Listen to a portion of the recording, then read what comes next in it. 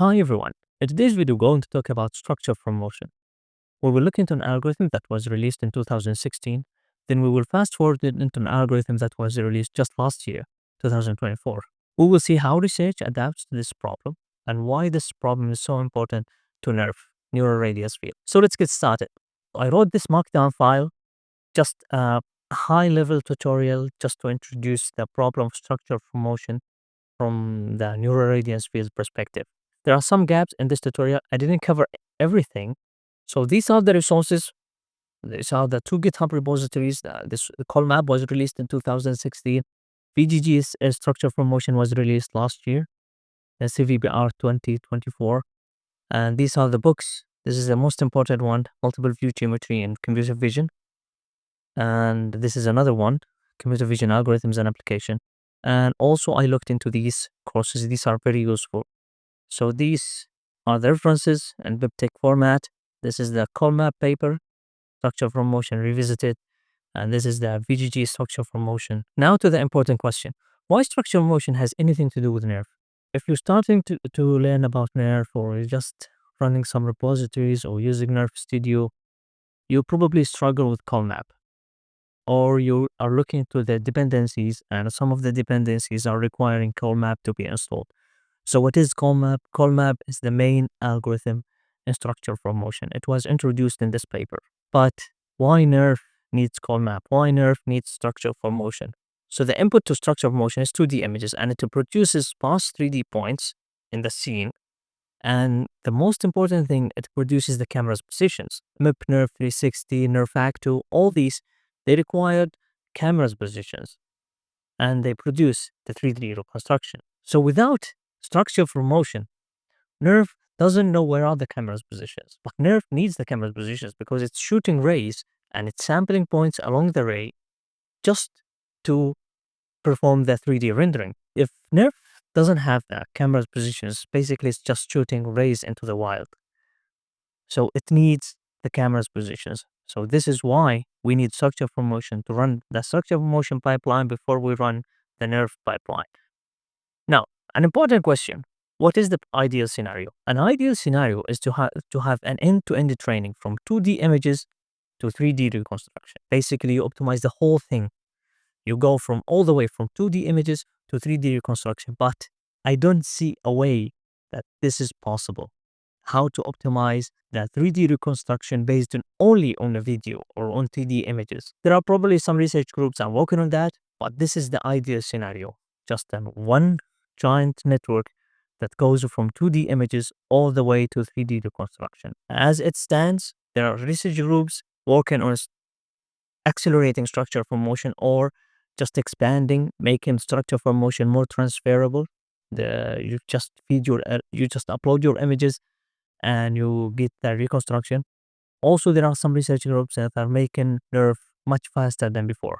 Just to introduce the problem, I took screenshots from this, basically from this book, Multiple View Geometry in Computer Vision by Hartley and Zisserman. The structure from motion falls under a problem called two-view geometry. So this is a problem in computer vision research. Basically, this screenshot from that book explains this problem, and it explains the naming, why it's called structure from motion. So this part of the book covers the geometry of two perspective views. These views may be acquired simultaneously, as in a stereo rig, or acquired sequentially, for example, by a camera moving relative to the scene. So you can take two views from one angle and another angle. You can take them simultaneously, just install two cameras for the same scene, or you're just moving a video camera around. So these two situations are geometrically equivalent and will not be differentiated here. So this book treated these two situations just the same. Each view has an associated camera matrix, P for the first view, P prime for the second view, where prime indicates the entities associated with the second view, and a three-space point, X capital. X capital is the 3D point. It is imaged as X equals the camera matrix P multiplied by the 3D point. So the 3D point got projected into a 2D point on the first view. That 2D point is called X. And X prime, so this is the second view. That's the 2D point in the second view. Image points X and X prime correspond. By the way, if you're reading about two-view geometry, you will hear the word correspondences all the time. But this is the reason why it's called correspond, because they are the image of the same 3-space point. So capital X is the 3D point. It's got projected into small x in the first view and into small x prime in the second view. So the 2-view geometry has 3 questions, and this is basically the questions that will be answered by the structure from motion problem.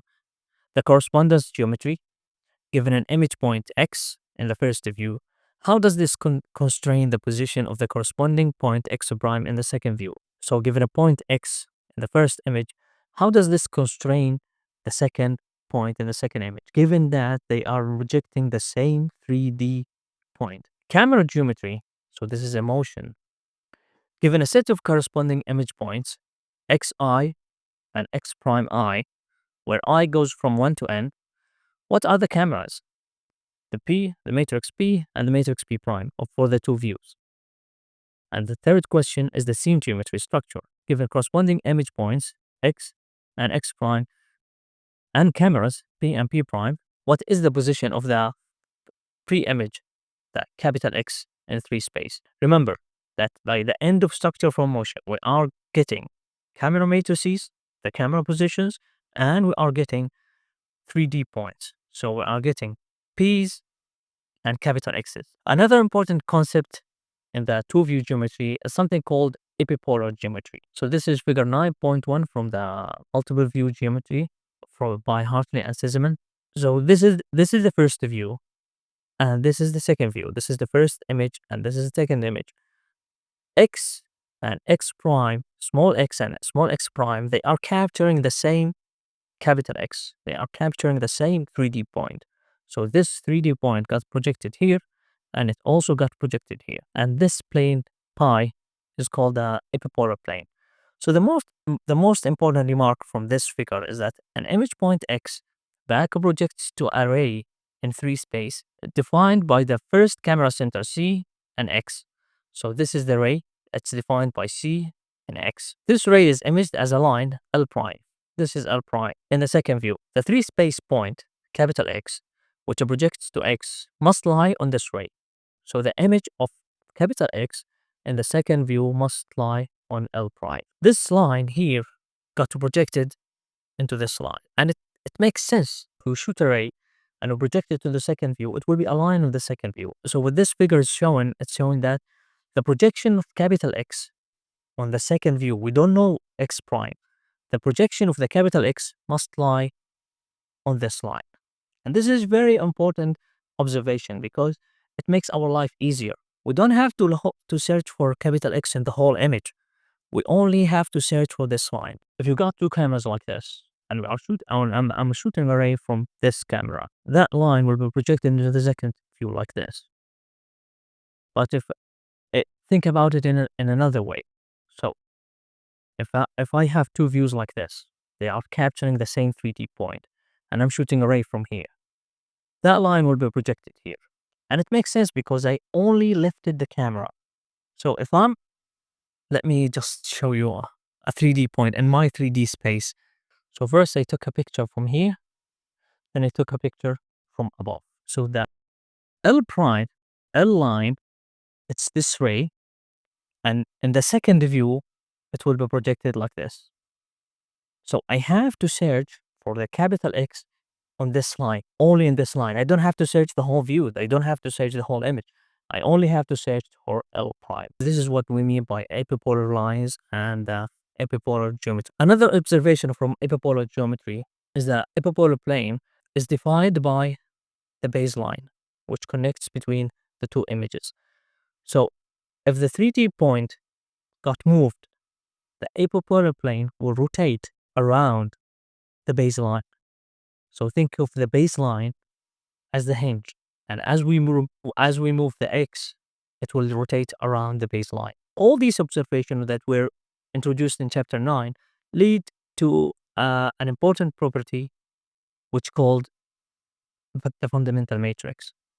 So suppose we have 2 images acquired by camera with non-coincident centers, then the fundamental matrix F is a unique 3 by 3 rank 2 homogeneous matrix which satisfies X prime transpose multiplied by fundamental matrix multiplied by x equals 0 for all corresponding points x and x prime. Another quotation from the COLMAP paper, they say epipolar geometry describes the relation of a moving camera through the essential matrix. We will talk about the essential matrix in a minute for a calibrated case, and the fundamental matrix for uncalibrated case.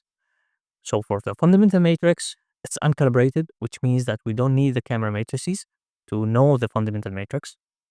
But in the essential matrix, we do need the camera matrices to compute the essential matrix. So the essential matrix basically, it has the same formula as the fundamental matrix, but with x and x prime are replaced by x hat. X hat is the normalized image coordinate. So if we know the fundamental matrix and we know the camera matrices, we can compute the essential matrix. So just some remarks about the two-view geometry. If we have enough correspondences, 3D points projected into two views, we can estimate the fundamental matrix. Actually, we only need 8 corresponding image points, hence the name, 8-point algorithm. If you read about structure of motion, you must be familiar with 8-point algorithm. So what this algorithm is doing is basically if we have 8 x's, 2D points, and 8 x primes, 2D points are projected into the second view. So with these 8 correspondences, we can compute the fundamental matrix using the 8-point algorithm. With the fundamental matrix, we can guess the camera matrices, K and K prime. Then we can get the essential matrix. And the process of computing the 3D point X is called triangulation. I think this is self-explanatory because projecting X into X and X prime is just a triangle. So this is why it's called triangulation. So in the COLMAP paper, they put this figure, and which shows the COLMAP pipeline. So first, they are searching for correspondences. The feature extraction, they are extraction feature, they are matching feature, and they are performing geometric verification. So you might ask, why do we need to extract features? We want to extract features because we don't know where are the 3D points. So we need an algorithm to match 2D features. So for example, this wooden corner will be an interest point for the feature extraction. So if we capture this wooden corner from this view and from another view, they will be the same features. It's the same colors, and there are multiple algorithms for that. We can use SIFT, we can use SURF. There are so many algorithms, but the recent advances we using deep learning features, that convolution neural net, or they are using a backbone for that. We will talk about that later. But the first thing here is the feature extraction. So we are extracting features. Then we are performing the matching. Why do we need the matching? Because some features are the same. So for example, these wooden corners, the one on the top and the one on the bottom, these are the same in terms of feature extraction, but these do not represent the same 3D point. If we match them, they will be the same, but that's why we need the geometric verification. So in geometric verification, these correspondences will be of lower score. So we are performing feature extraction, we are matching feature extraction, then we are performing geometric verification just to exclude the points that have the same 2D features, but they do not represent the same 3D point. COLMAP do that for each pair of images. So for each pair of images, it's just to put correspondence. And these correspondences are noisy, and you can expect a large number of outliers. That's why they are using an algorithm called RANSAC, just to make sure that selected 2D features are representing the same 3D point. Then COLMAP starts by the incremental pipeline. It starts by initializing that. There are 3 main files that in the COLMAP pipeline. The first one is called incremental pipeline, second one incremental mapper, and the third one incremental mapper implementation. You can find all these files in the COLMAP GitHub repository. This is the incremental pipeline. This is the incremental mapper. This one is the incremental implementation. So the function initialize reconstruction inside incremental pipeline. So if we search for this function,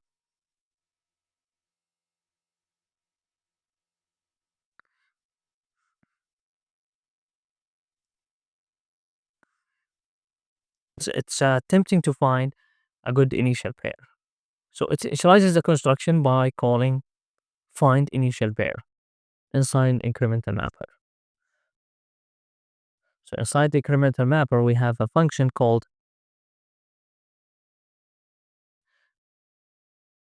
find initial pair. Here, this. So incremental pipeline uses initial construction function, which calls find initial pair, and find initial pair calls find first initial image and find second initial image inside incremental mapper implementation. So inside the incremental mapper implementation, there is a function called find first.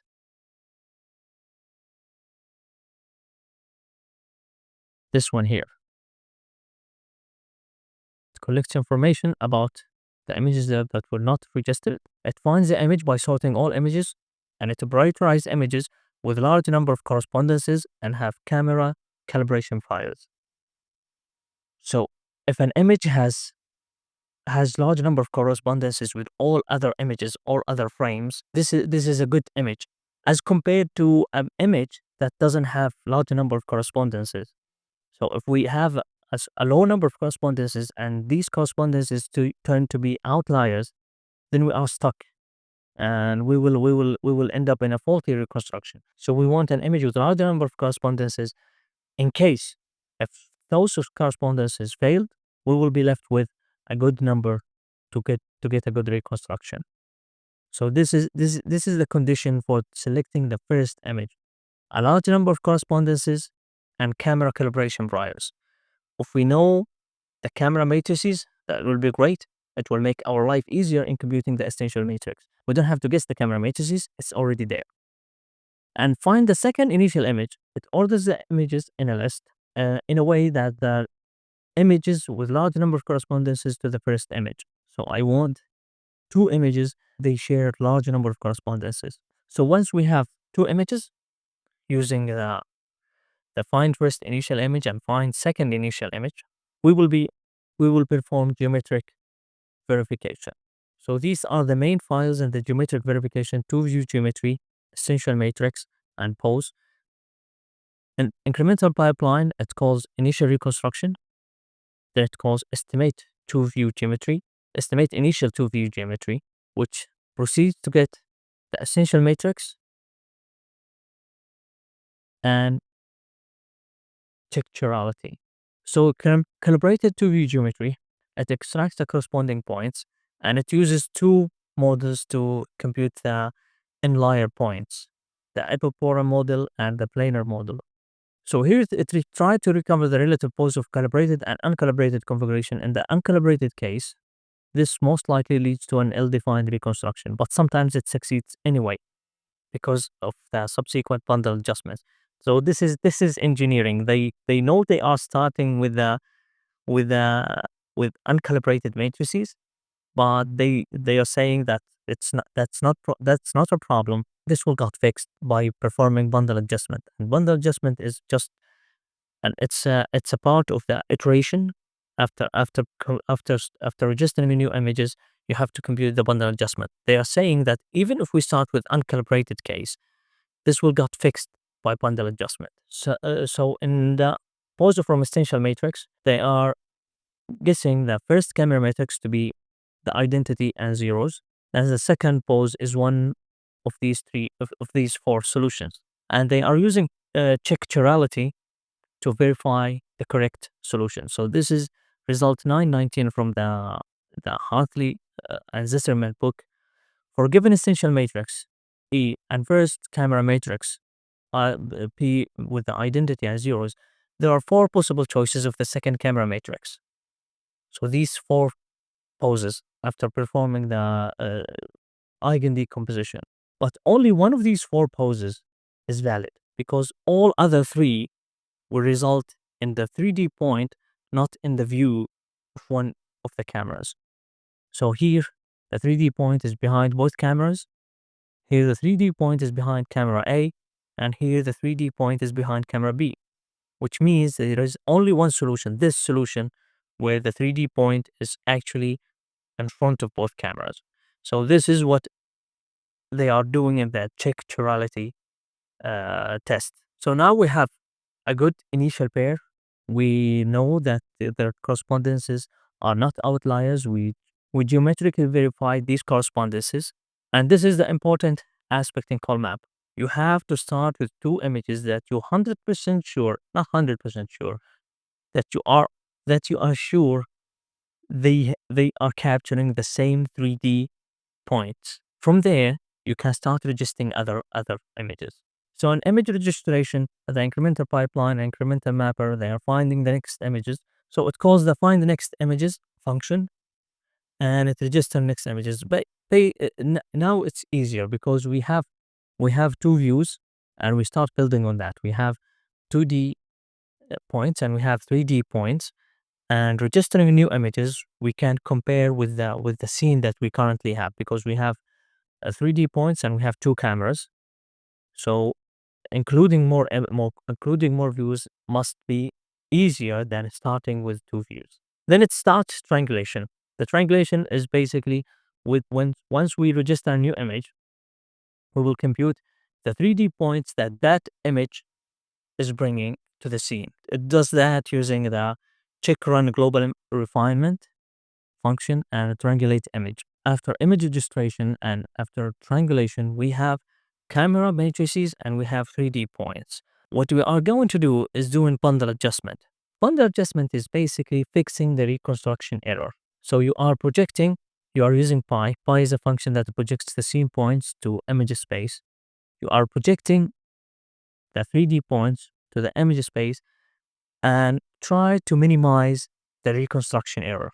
That's why they are saying that even if we are started with uncalibrated cameras, this will be fixed by bundle adjustment. So this is what bundle adjustment is doing. It computes the reconstruction error and it fixes that because it tries to minimize that reconstruction error. So this is the COLMAP pipeline. It's an incremental pipeline and it uses iteration with multiple steps. This is the computer vision I grew up with. No neural network components, nothing. But here's the thing. You have to perform the whole pipeline every single time you have a 3D scene. This feature extraction is not transferable. These are by SIFT or by SIF. And you have to run these with every single time you have a 3D scene. We will now fast forward to 2024. We are moving from 2016 to 2024. And there is a paper in CVPR. It's called VGG Structure from Motion. And I use this paper just to summarize the research in structure of motion that happened in the last 8 years or so. So if you read the appendix of the VGG Structure from Motion paper, they explained the training process. So they have 4 components: the tracker, initial cameras, initial point cloud, and the bundle adjustment. So for the tracker, they trained the tracker on the synthetic Kubrick dataset to predict the 2D tracks. The 2D tracks is basically we have interest points. Again, this corner, this wooden corner, and given multiple frames, where is this wooden corner? This is what the tracker is basically answering. So for each frame, it gives the location of the wooden corner and it gives the visibility. Is it visible in this image or not? So the tracker was trained on a synthetic dataset. Then the tracker was trained separately on a Co3D or mega depth dataset. And the camera initializer was trained separately. And the triangulator was trained separately. Then they trained the whole network. So the training process was explained here in the paper in the appendix. Yeah, the training with synthetic dataset takes about 1 day. The separate training of the tracker, camera initializer, triangulator takes 2 days and 1 day respectively. The vinyl joint training takes 1 day, almost 7 to 8 days. This was the training process, and just think of that change. What happened in the structure of motion is just what happened in the whole computer vision community. This is a change in the mindset of computer scientists. Everything is transferred into deep learning and training. So the tracker, given int query points y hat I all the way to y hat I int in a frame I. So these are the interest points in one frame. So we choose a frame, we check the interest points, or let's call them query points, because in VGGSfM, they're calling them query points. They're corresponding query descriptors. So they are getting this from convolution neural nets. They are not passing the image features, they are passing the CNN features. Each query descriptor is correlated with the feature maps on all NI frames, different resolution, which will result in a cost volume pyramid. Back to my mic, the sword tip here, we compute the convolutional neural net features descriptors for the sword tip here. These are the MI descriptor. I am matching image descriptors with all other frames. So I'm taking a picture from here, I'm taking a picture from there, I'm taking a picture from there. So I'm matching the query points with all other views. This will result in a cost volume pyramid, and the cost volume pyramid is a new concept in computer vision. Basically, I found this from this paper. So you are taking views from the source view, and you are building a tensor where the depth of the tensor is the matching cost. I'm matching the query point with other positions in the all other images, and I'm computing the cost. Basically, it's a search for the 3D point in another views. Then we are flattening the cost volume pyramid, which will result in a tensor of size, number of query points, number of frames, and the element in the cost volume pyramid. So this is a 3D tensor. These are the tokens. So the tokens are fed into a transformer to predict the position, the 2D locations for the query points, and the visibility. Is it visible in this frame or not? And in my opinion, the tracker is the strongest part in the VGG structure for motion pipeline. So the tracking process, the main file in the VGG structure for motion pipeline is called runner, and you can find it here under VGGSfM runner.py. So this is parse reconstruct. It selects query frames, estimate camera poses, predict feature tracks, and triangulate 3D points and perform bundle adjustment. This is all done in a sparse reconstruct and the runner in the runner file. So runner calls track predictor, and it either predicts tracks or it predicts tracks in chunks. So chunks, it cuts the images and it finds the tracks on chunks of images just to make it memory efficient. So the input to the base track is the query points and the feature maps. It starts a refinement loop, and it samples descriptors from frames and calls the cor block to compute the correlation. Then it passes these cost volume tokens to an efficient update former. This is a transformer to predict the coordinates and the visibility for the query points. So it feeds query points, feature maps, then it gets the coordinates and the visibility. This is an overview of the tracking process in VGG SfM. So it takes query points using any interest point initializer. Then it performs the cost volume transformer and it finds the tracks. These are the course tracks. Then it initializes the camera initializer. So given the images, it gets the image features and it performs cross attention between the image features and the track features, and it feeds them into trunk transformer. So in the architecture of camera initializer, they are saying generally we use the image feature, track features, and the harmonic embedding of preliminary cameras to predict the camera parameters. These parameters are represented by Ni times 8, comprises the quaternion 4 dimensions, translation 3 dimensions, and the focal length. So for all images, they are predicting the camera matrices. But when I looked into the code, I couldn't find a transformer when I looked into the issues, uh, one of the authors replied to the a question here. The camera does not incorporate the track features because if you notice that in the runner, it starts by estimating the camera poses before predicting the track features. So he mentioned that starting from the version 1.1, the camera predictor has been designed to use only images as input. So what they are taking out the track features. Runner calls a predictor using self-data camera predictor, which passes image features to a transformer and refine the camera poses iteratively. So estimate preliminary, this file here under VGGSfM two-view geometry. It estimates the fundamental matrix by batch. So B is the batch, S minus 1 is the number of frames minus 1, 3 by 3 is the size of the fundamental matrix, where S is the number of frames.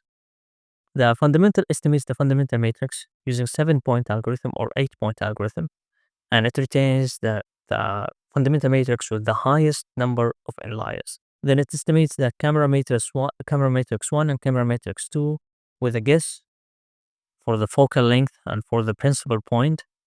Then it gets the essential matrix from the fundamental matrix and the camera matrices. Basically, it's doing this formula here.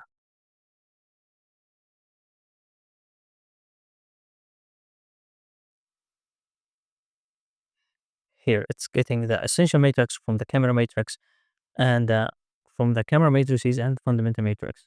And the triangulator, so in the paper they are mentioning this is the triangulator architecture. This information along with the preliminary point cloud is concatenated to the track features and fed into a transformer to predict the point cloud x hat. When I looked into the code, I couldn't find the transformer. One of the users is asking about a question about the triangulator, and the authors replied to him, yes, the triangulator had learnable parameters when we trained the model, as detailed in our paper. However, in our released version, we switched to a formula-based triangulator. We made this change because the deep learned triangulator exhibited some weird behavior with out-of-domain data, likely due to insufficient training on large datasets.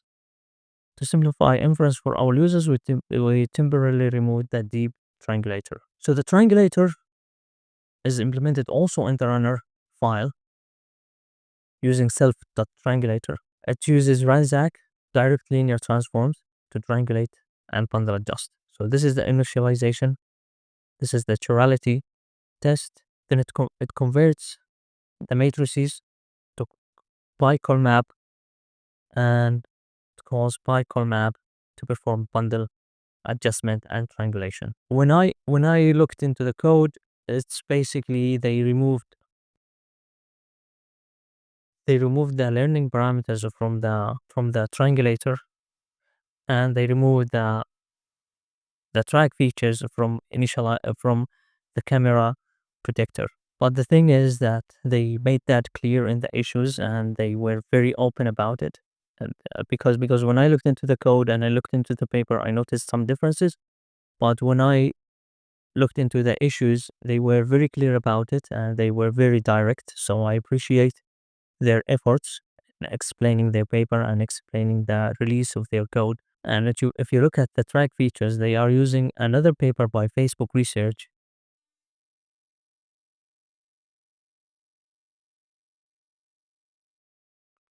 Here, the code tracker. So the code tracker 3, this predicts the tracks. So VGG structure of motion includes the course tracking and fine tracking on top of code tracker. And this is an improvement over COLMAP because COLMAP does not use features from a backbone. And this is very important because if we want to transfer the weights, it will be very easy. But in COLMAP, we have to train again. We had to train all over again to find the features. So the tracking process here is very flexible, and it can be transferred to a new set of images. And I found the VGG structure of motion is far more easier to use than COLMAP. VGG structure of motion was built on top of PyTorch and it got frequent updates. When I capture a video, I used VGG structure for motion to get that structure from motion point, and I don't use CalMap. Just look at this notebook by Andy McSherry from Lightning AI team, structure from motion with Meta's VGGSfM. You can open this in your Lightning AI and you just run one command using VGGSfM 2.0 and you will get the 3D points just like here.